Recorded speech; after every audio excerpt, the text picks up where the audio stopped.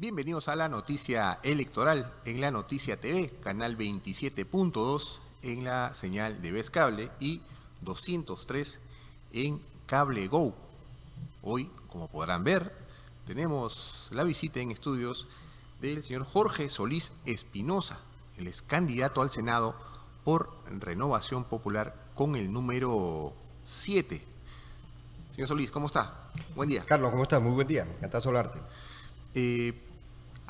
A usted se le conoce por haber estado en el mundo financiero. Usted ha sido presidente del directorio de Caja Huancayo. Y eso me lleva a la primera pregunta. ¿Cómo decide dar ese paso del campo empresarial al político? Sí, Carlos, permíteme señalar, es importante decirlo, he estado varios años en la presidencia del directorio de Caja Huancayo. Logramos que esta entidad, que era una caja que está ubicada en el puesto 7-8 del sistema de cajas municipales, hoy día sea el líder del sistema microfinanciero nacional. Además, he tenido la dirección de la Federación Peruana de Cajas durante 3 periodos y también he tenido algunas responsabilidades en el exterior, ¿no? De carácter internacional. He sido director del Instituto Mundial de Cajas y Banca Minorista con sede en Bruselas. En un momento llegué a ser vicepresidente y actualmente director del Consejo Directivo. Y también he tenido una experiencia muy rica, muy importante en la Alianza para el Financiamiento de la Amazonía, que se fundó en Dubái el año 2022, integro el comité directivo. Bueno, cargos que he tenido que dejar porque las entidades financieras son muy sensibles al tema político y también me he dado dar un paso al costado. Pero creo que hay que estar en la pelea. Yo he tomado la decisión, ¿no?, de dejar esta zona de confort para jugarnos por el país. Entonces, esta es una apuesta y un ejemplo es Rafael López Aliaga, ¿no? Él, igual, un empresario exitoso, él quiere jugarse por el país, ¿no?, a pesar que tiene todo. Y a veces tenemos que tener la capacidad de renunciación. Y creo que no solamente debemos estar en el balcón, ¿no?, esperando que otros hagan, reclamando y a veces señalando, ¿no?, responsables por la mala política que hay en el país. Creo que es el momento en que demos este paso. Y yo tomé la decisión de dar este paso y jugármela por el Perú. Y usted está como invitado, ¿cierto? Sí, yo estoy invitado en la lista para el Senado Nacional. Voy con el número 7, he tenido, digamos, la grata invitación del señor Rafael López Aliaga y me siento bastante honrado porque estamos totalmente, o me siento alineado al pensamiento de López Aliaga, los principios que inspiran al Partido de Renovación Popular, que es vida, familia y democracia. Usted señalaba toda la experiencia que tiene en el sistema financiero. Con su paso y su posible ingreso al Parlamento, entiendo que también por ahí van a ir sus propuestas, la pequeña y microempresa. En efecto, mira, el Perú tenía un crecimiento importantísimo en términos macroeconómicos, pero ese crecimiento no se ha reflejado en mayor bienestar, sobre todo en la base de la pirámide. Las micro y pequeñas empresas que están languideciendo sufrieron un duro golpe con la pandemia. Muchos negocios, muchas actividades económicas cerraron, ¿no? Esa gente ha pasado a engrosar las líneas el sector de la pobreza en el país. Han habido muchos otros incidentes. En el Perú, lamentablemente, ha llovido sobre mojado y quienes pagan los platos rotos y llegan a la peor parte precisamente son los micro y pequeños emprendedores, ¿no? Vino pues el huracán Yaku, la aparición de la economía, a partir de este pretendido autogolpe de este nefasto señor Castillo del 7 de diciembre de 2022, la economía se paró por 6 o 7 meses y muchos negocios, sobre todo del sur del país, cerraron y no se ha podido reactivar hasta ahora. Y también hoy día hay un ingrediente más que tiene un impacto muy grande en la economía y nuevamente golpea a los de abajo. Es la criminalidad. Claro. Hoy día miles de negocios están cerrando sus pequeños negocios, bodegas, restaurantes, peluquerías, precisamente por el asedio de la criminalidad. Entonces la situación es bastante álgida y creo que hay necesidad de reactivar la economía desde abajo, desde la base de la pirámide. ¿no? Bueno, ha habido programas después del el tema de la pandemia, Reactiva 1, Reactiva 2, para que no se caiga, no se interrumpa, Sí. no se quiebre la cadena de pagos, pero estos programas no llegaron, digamos, con impacto a este sector, las micro y pequeñas empresas, y estamos proponiendo, ¿no? Y lo vamos a hacer desde en este caso desde el legislativo, porque si bien el Senado tiene una función señalada por ley, que es la de ser una cámara revisora, ¿no? Que tamiza, procesa las leyes, es una, digamos, instancia, una segunda instancia para que haya mejor calidad de leyes, y además tiene también la responsabilidad de nombrar, ¿no? Designar a los altos funcionarios del Estado. Pero como propuesta, la bancada de Renovación Popular va a tener una propuesta total muy integral, y uno de los puntos que a mí me inspira y que yo voy a proponer, impulsar, es un marco jurídico para que se cree una reactiva MIPE, especialmente para la MIPE, para reactivar este sector que es importante y que no ha podido todavía reinsertarse a la actividad económica. Te pongo como ejemplo Gamarra.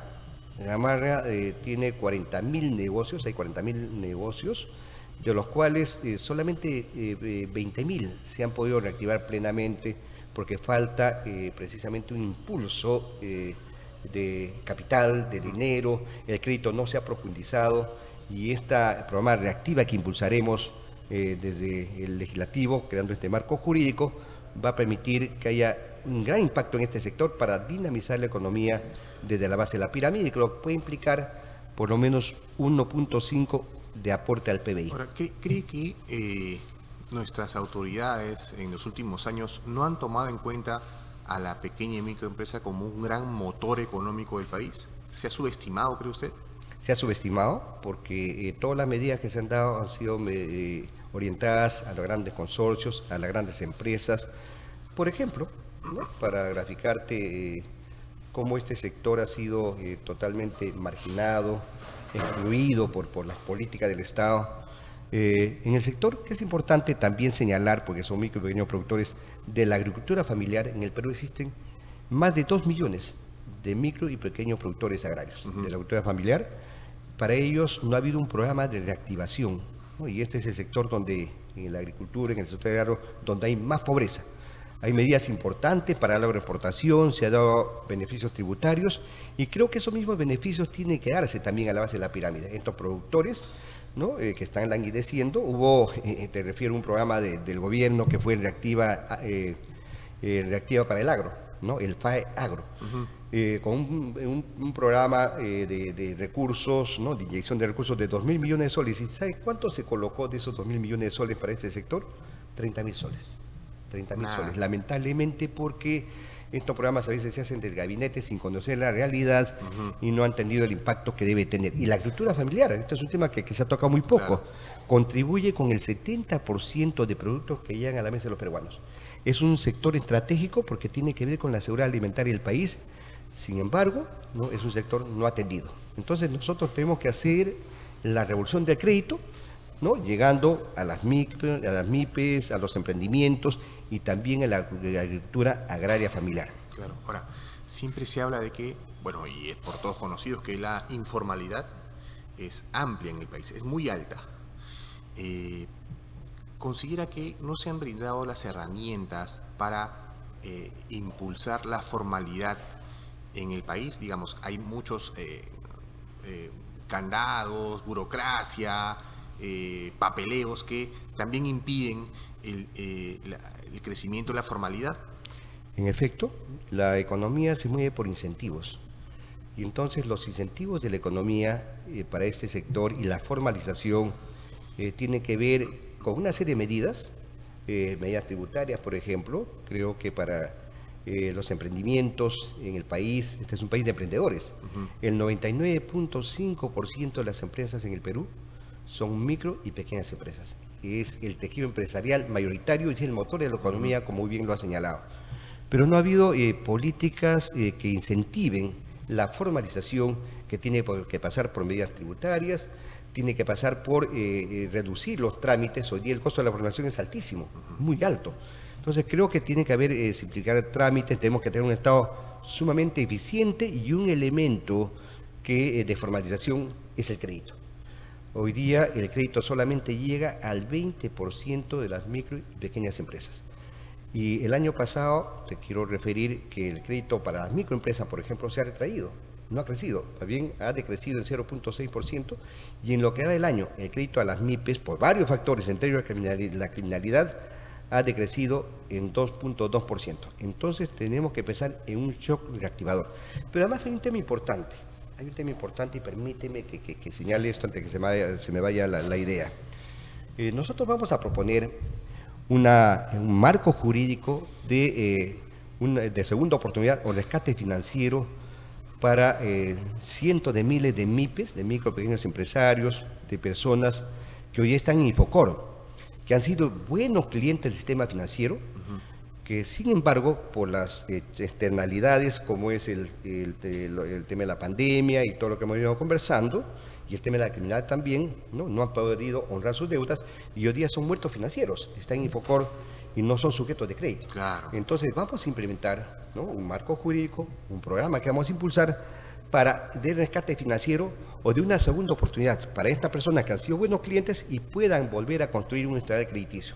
De esto yo he conversado desde la Federación Peruana de Cajas con la Superintendencia de Banca y Seguros. Ellos están bastante convencidos que eso es una medida necesaria. ¿Se puede hacer? Es viable, se puede hacer, ¿no? Y lógicamente tiene que haber un marco del supervisor, de la Superintendencia de Banca y Seguros, que permita que esta oportunidad que se les dé a estas personas que lo vamos a recetar el tema financiero no signifique mayores provisiones, no signifique inmovilización de capital, porque cuando la superintendencia impone provisiones, esto afecta el resultado. Entonces, sí hay convencimiento que esta es una medida sumamente importante y sobre todo porque tenemos que arrancar a la gente de la garra del gota a gota. Personas que han salido del sistema financiero, que no son sujetos de crédito, recurren a estos préstamos porque requieren de capital, claro, requieren de dinero para movilizar sus actividades económicas y creo que esto es una medida de mucho impacto, muy importante y estamos hablando con mucha seriedad y lo hemos estado haciendo. Desde alguna de las cajas ya hemos implementado un programa piloto de rescate financiero de estos micro y pequeños emprendedores que han salido del sistema financiero por razones ajenas a su voluntad. Sí, pues no, porque uno cuando por ahí está en rojo en Infocor, ya no tienes ninguna posibilidad formalmente de acceder a un crédito, ¿no? Te terminas convirtiendo en un paria financiero prácticamente, ¿no? Exactamente. Y te terminan empujando a estos préstamos gota a gota y te terminas comprando un problema que incluso puede terminar con tu vida.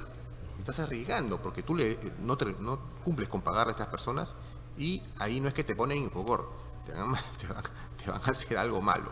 Ahora, esta viabilidad que usted menciona de este proyecto, ¿a cuántas personas cree o cuántos pequeños empresarios cree que podría terminar beneficiando? ¿Hay algún número más o menos que manejan? Sí, más o menos a 1.500.000 clientes, buenos pagadores que fueron afectados por estas externalidades que hemos señalado y hoy día son acechados por la criminalidad. Muchos negocios cierran todos los días porque los extorsionan, ¿no? Y entonces cierran los negocios, tienen obligaciones con el sistema financiero y no pueden honrar sus deudas por estas circunstancias penosas y ajenas a su voluntad, ¿no? Entonces, y luego lo grave es que caen en las garras del gota a gota, que además este sistema criminal en el país no solamente te cobra con pistola en mano, sino además es un sistema extraccionario, porque tú pagas, los intereses que cobran son de 1.500, 2.000% y terminan afectando y descapitalizando a esta persona, es impagable realmente. Entonces esto es un tema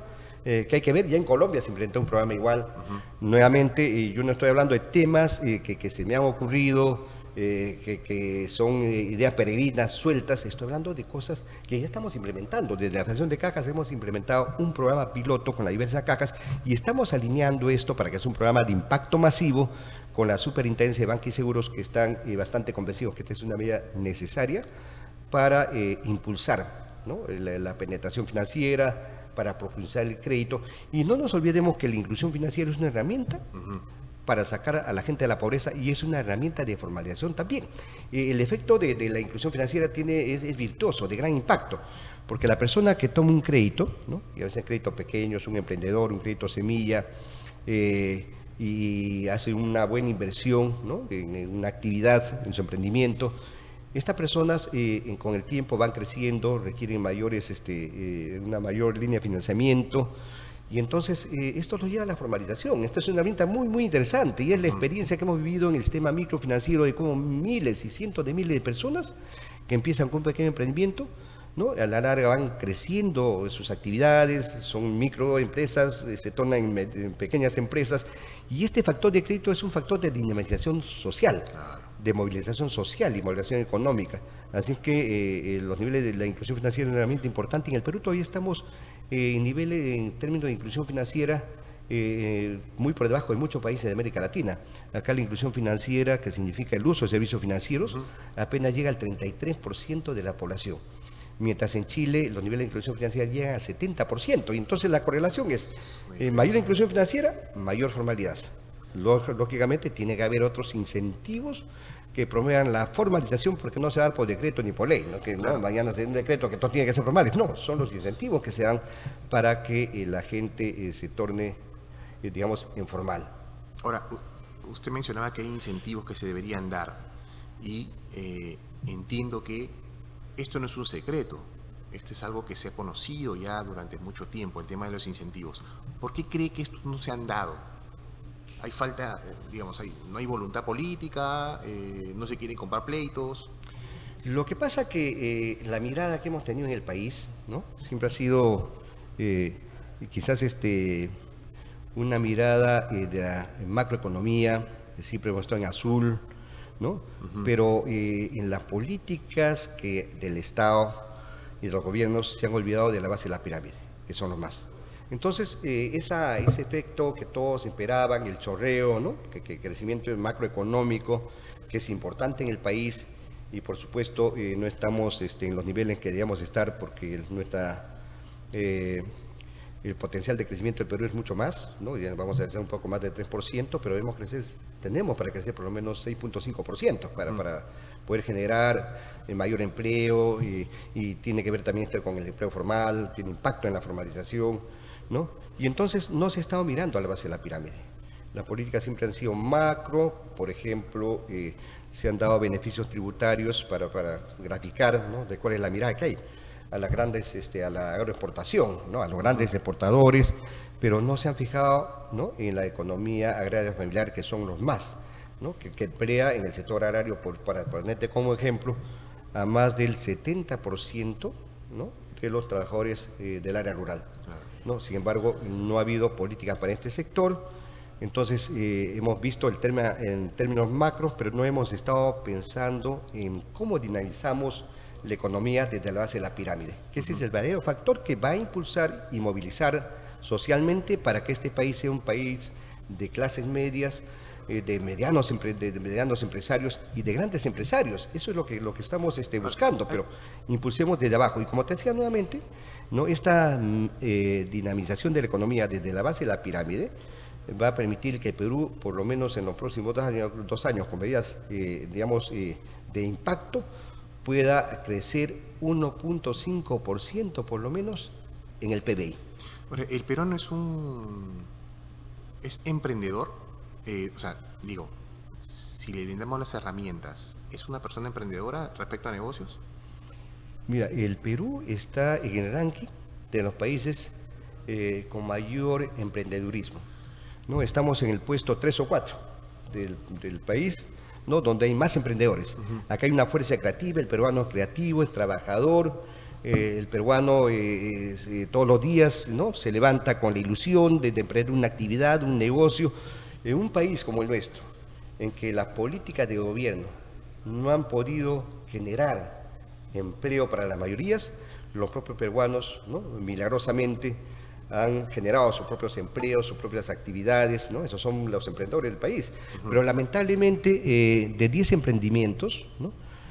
Hay mucha muerte en estos emprendimientos. O sea, a los 2 años solamente sobreviven 2 de 10, es decir, el 20% de emprendimientos, porque precisamente no se están dando los incentivos para que estos emprendedores puedan ¿no? Mantener sus actividades, crecer, lo que queremos que haya movilización social, que estos crezcan y finalmente transiten, ¿no? hacia un sector de clase media.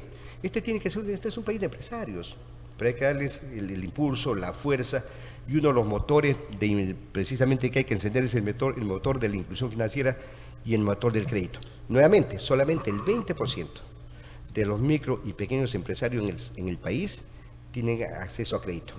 Entonces hay que dar mucho impulso al crédito, y nosotros que estamos promoviendo, en nuestra propuesta hablamos de un país, ¿no? de capitalismo popular, de empresarios populares, ¿no? que son esa fuerza, ese motor que tú dices que todos reconocen, pero no se han dado políticas para este segmento, este gran colchón de la economía que ha permitido que el Perú, a pesar de las crisis, a pesar del problema institucional que vivimos, que a otros países una situación como la del Perú hubiera derrumbado toda la economía. Acá tenemos grandes fundamentos macroeconómicos, pero también tenemos esa fuerza creativa, esa fuerza que subyace en el sector del emprendedurismo, las micro, pequeñas empresas, que es lo que ha permitido que el país se mantenga, digamos, frente a crisis muy fuertes, a golpes externos, choques en la economía externos e internos, con cierta resiliencia. Claro, usted menciona esta crisis institucional, social, que hemos venido de tropezón en tropezón en los últimos años, demasiados presidentes en un corto tiempo, pero la economía parece que va por cuerdas separadas, ¿no? Y muchos se respalda en la política que ha venido ejerciendo el BCR, pero desde afuera se ve así, ¿no? Este milagro económico peruano, pese a esta crisis, se mantiene, digamos, estable, pero nos olvidamos un poquito, no miramos un poquito más abajo, esta base que usted mencionaba de la pirámide. Hay forma de impulsar, usted hablaba de los créditos, es cierto, pero en medio de esta inseguridad que se vive, y me refiero a la delincuencia, ¿hay forma de que salgan nuevos emprendedores o esto va a frenar un poco la situación? Bueno, el propio gobierno, el señor Pérez Reyes, el ministro de Economía, señalaba que el impacto que va a tener este año la criminalidad en la economía va a representar 20.000 millones de soles, 1.7% del PBI. Y entonces un tema de agenda fundamental para precisamente impulsar, ¿no? el desarrollo de este sector que es el más golpeado. Además, ¿a quién golpea la criminalidad? No es al bodeguero, claro, al mototaxista, ¿no? A la gente de los conos. Que se gana el día a día. Al que gana el día a día, ¿no? Entonces, yo creo que una tarea importante es el tema de ponerle coto a la criminalidad con mano muy dura, muy firme, ¿no? Porque si no se termina con esta lacra, esto genera desconfianza, ahuyenta las inversiones, golpea a los micro y pequeños empresarios. Entonces, esto es consustancial. O sea, tenemos que hablar de un paquete reactivador, ¿no? De este impulso al capitalismo popular. Este es un país de capitalistas, de emprendedores, de micro, pequeños empresarios, ¿no? Pero consustancial a esto es el tema de la seguridad, y tiene que haber autoridad, mano dura, para combatir esta lacra que ya digamos, trasciende al ámbito nacional, porque hablamos de bandas organizadas, bandas transnacionales, y creo que aquí se tiene que tomar medidas. Y yo estoy muy de acuerdo, porque soy abogado también, ¿no?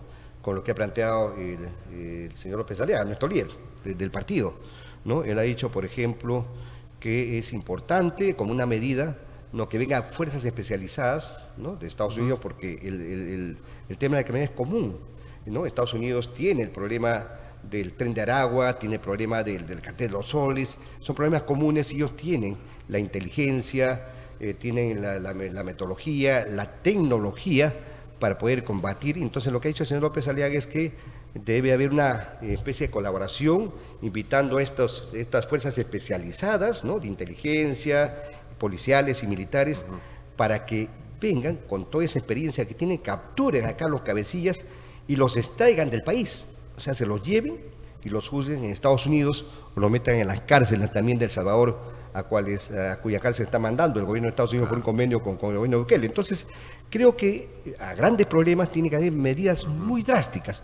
Y yo creo que tiene que haber, pasando al tema de la seguridad, que es fundamental, la economía no se va a dinamizar estamos, estas reservas que tenemos y esta fortaleza que se ha construido en estos últimos años, tenemos un presidente del Banco Central de Reserva que es un banquero exitoso en el mundo, el Banco Central de Reserva tiene autonomía que ha permitido que sea el gran soporte, la columna vertebral para mantener, ¿no?, estos niveles de crecimiento, a pesar de la crisis de institucionalidad, de los problemas que estamos viviendo, de los choques externos, pero el gobierno, para decir verdad, ha hecho muy poco.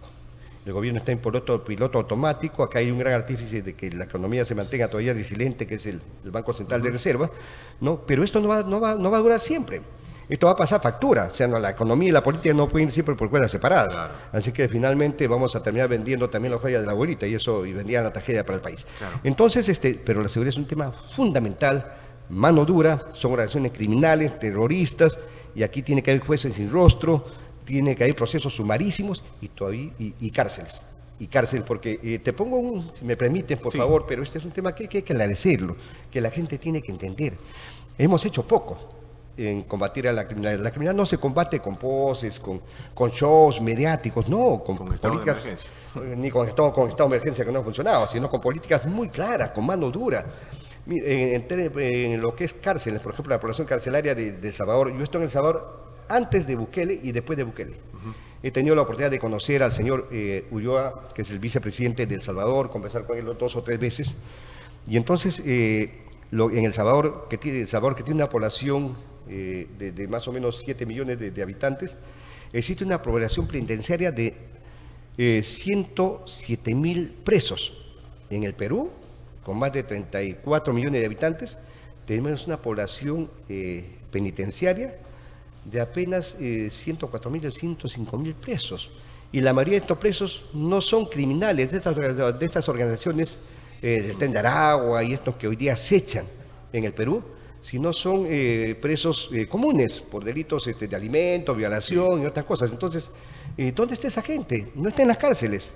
Entonces, creo que si hay que construir cárceles, tiene que reformarse el Poder Judicial, el sistema de justicia, y esta gente tiene que estar aprendida, tiene que estar en las cárceles, claro, ¿no? Y para eso tiene que haber autoridad, decisión y mucha fuerza para combatir la criminalidad. Entrando a la recta final de la entrevista, quiero saber cómo está viviendo esta campaña. Usted ha sido, como decíamos, un hombre pegado a las finanzas y ahora pasa a la política. ¿De qué manera está desarrollando su campaña y con qué se está encontrando y con qué se espera encontrar cuando en los próximos meses arrecie la misma? Bueno, yo veo el país con esperanza. Lo que tenemos que hacer es, vemos mucha desconfianza, mucha desazón, la gente se siente defraudada por la clase política, porque siente que no hay cambios, que muchas son promesas incumplidas, ¿no? Y creo que tenemos que llegar con un discurso claro, serio a la población, devolverle la confianza, ¿no? Decirles que si hay gente que tiene compromiso, gente que quiere servir al país, y ojalá que el 28 de julio sea el punto de inflexión para el Perú y la responsabilidad de que el país cambie. Y esto es la tarea que estamos haciendo de docencia. Hay que educar a la población, pero hay que hablarle con la verdad, en forma clara, sin falsas promesas, hacer que la gente confíe nuevamente en los políticos y en la política. La política no es mala, la política es el instrumento para cambiar un país. Lo que ha habido es malos políticos, pero también la población es responsable de elegir mal. Entonces, yo recuerdo una frase de José Martí, muy importante, ¿no? Él decía, donde el sufragio es ley, la revolución está en el sufragio. Y entonces, quienes van a cambiar el país son los electores, y los electores tienen que ser muy reflexivos, tienen que pensar con seriedad, con responsabilidad, porque la tarea de sacar adelante al país no solamente de los políticos, no solamente de los candidatos, sino de todos los ciudadanos ejerciendo el derecho a votar en forma responsable. Claro. Entonces nos encontramos con eso, que aquí hay mucha desazón, mucha desconfianza, y hay que devolverle la fe, la esperanza a los peruanos, y creo que la mejor opción, ¿no? Más clara, es la de Rafael López Aliaga, y es por eso que yo acepté la invitación, porque es un hombre transparente, honesto, sincero, y en este país se ha perdido esta virtud de hablar con la verdad, y Rafael es un hombre que dice la verdad, que a veces es duro, pero creo que esa es una virtud. Nietzsche decía, di tu palabra y rómpete. Hay que, y Manuel González Prada, ¿no?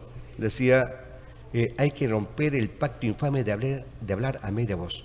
Y en este Perú tenemos que hablar las cosas, saber hablar las cosas claras, con mucha decisión, pero siempre con la verdad para que la gente vuelva a confiar en la política y en los políticos, porque hay gente decente que quiere servir al país. La última. Usted señalaba la responsabilidad que tiene el elector. Hemos ido tropezando, nos hemos ido equivocando.